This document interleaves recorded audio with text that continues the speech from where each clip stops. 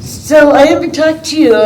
When you decided not to go to Mizzou, why was Arizona the place for you? It was really, so I had my first phone call with the D a few minutes after I announced my decommitment. So it was really special that she was one of the first coaches that called me out of a lot of those that did that day. And I really enjoyed my conversation with her and Coach Bett. So I was going over with my parents, and we were like, we're going to schedule a visit. We scheduled a visit. We loved it, did some research. We loved how supportive the fan base was and all the different things that Dia and her staff has accomplished, and I want to be a part of that. Coming so far from home, I mean, did you think about that at all as an issue? No. I didn't mind going across the country. I knew I would miss my family, but I know they're always a phone call away and that they're supportive. And if I ever need anything, they will get on the flight in an instant and come if I ever need anything. And I kind of like being in a different environment. It's something different for me. I've never really been in a hot area before, so adjusting to the weather was something, but I really enjoy it, and I really enjoy my time here. So. And I talked to you right before your first regular season game at McHale, and we haven't talked since then. So what's it been like for this regular season? You had a couple games on your belt here, and then you went to the tournament. How do you think things are coming along for you?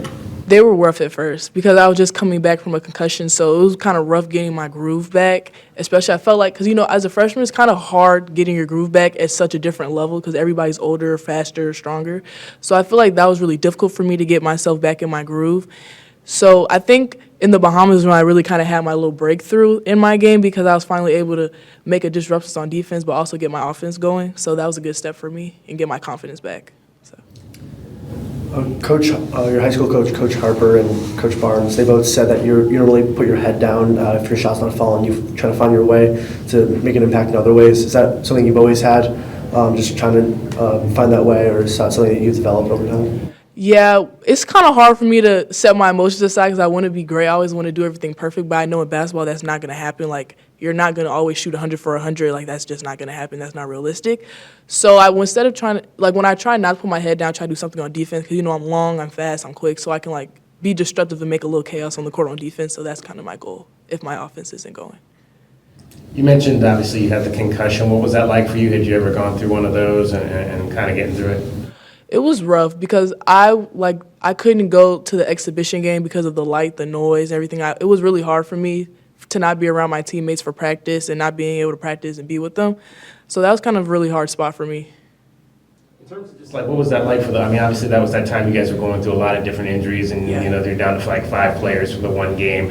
What was that like inside the locker room to know that, man, the girls that have to go out there don't have any backup for them early? I commend them. They went out there and they gave it their all, and that's why I feel like we're such a good, tight group because we know that even if we're not all physically there, we all have each other's back, and I'm just proud that they went out there and did that with 5 people because that's something really hard to do. You said that you get down on yourself a lot. I mean, how do you work through that? How are you trying to I make a mistake, let's just move on? Well, I talked to Adia a lot about this. She always keeps telling me that I'm young. I'm the youngest on the team. I'm 18. And, I'm experiencing something totally different than high school. It's not the same. It's not the same competition, the same type of girls. These are grown pro, athletes that some of them could go pro. So, I have to understand that everything's not going to come at one time. It's a process. So I'm really trying to understand that and come to terms with it. But I think as the games go on, I think I'm starting to understand that better.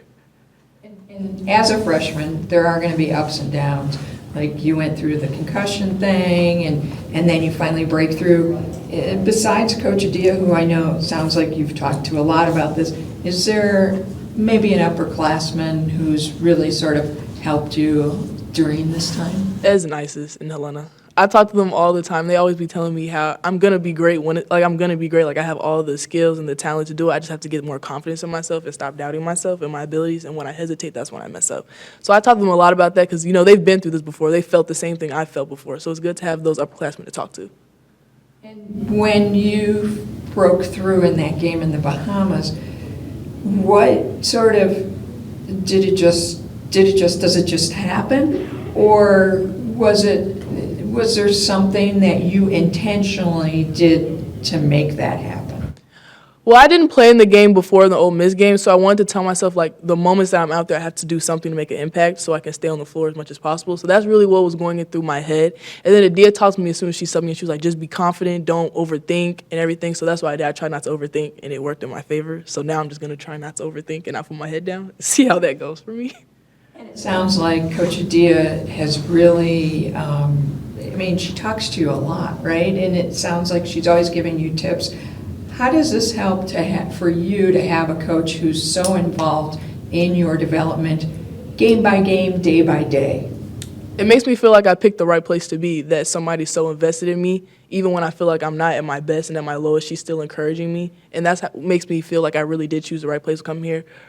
Even Coach Adia, Salvo, Bet, Turner, all of them, like, they're all just such great people, and they always make sure that we're okay, even with our mental health as well. Skylar, what's your background in terms of, when you started playing basketball, what made you fall in love with it? I was a cheerleader. I had no intentions of playing basketball until my sister took me to a gym and just started dribbling with me when I was in like 4th grade. So then I kind of liked it a little bit. Not really. I was like, it's too much for me. But my dad put me in small fry to play with boys. And then that's when I started to fall in love with it, because then I started really I could be a little good, because they used to rough me up like really bad. So then I just started playing with small fry, and then that's just when it took off around, like, I played my first AAU game in like 5th grade, and then just took off from there. What was kind of his mindset to put you in with boys at that? I have no idea. I need to ask him that, because I don't know why he would do that to me. So when you guys, I know you didn't play in that Ole Miss game, but as a team, when you lose that game, it's the first game you've lost all season, in this early part of the season. And then Coach Adia has you sit and watch how to, figure out how to get through the zone, right? Mm-hmm. Crack that code. What was it for you guys to come together then and win that next game? Because that's hard, right? Yeah. Especially turning it over like 24 hours later or less than 24 hours later. So after the game, we watched film for like 3 hours, and then she turned the whole projector off and said, we're not talking about it no more. Like, we're done. We went over film. We're not going to drown on it. We have a game tomorrow. And then that's what happened. We really just flipped the page. We worked on how to get through the zone, how to drive into it, collapse people, pass the ball, hit the post. And that's what we did the next day, and it really worked out really great. We worked on that for a good hour and a half maybe. The time we had for practice, we worked on breaking the zone. And then we just forgot about the game before. So. What do you think it is about this group that you were able to do that and do that so quickly? Because we're all on this, I feel like we're all on the same page. We all want the same goal. We all want to win. So I think we're all able to put the loss behind us so we could get the next win, so we can get back on our winning streak. This group of freshmen, what do you think is so special about the group as a group?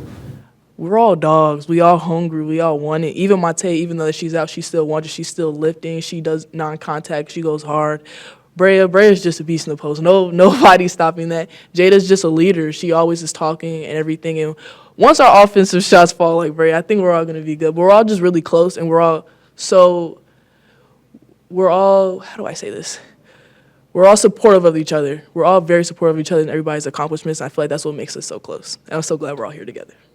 Was it to kind of just see the shot fall for Jada in that last game because she'd been struggling so much? Oh, we were so happy. We were all jumping on the bench and everything, because this is something that she's been wanting for so long. And we're just so happy that she got it, because we knew her time was going to come. And we're just glad it happened in the Bahamas and she had her breakthrough. So hope it keeps on going for sure. What has this week, you've had it's going to be 10 days off, I think, before the UNLV game. So you came back and you just started working on things, right? What does it look like for this past week or so for you? Just for me or the team in general?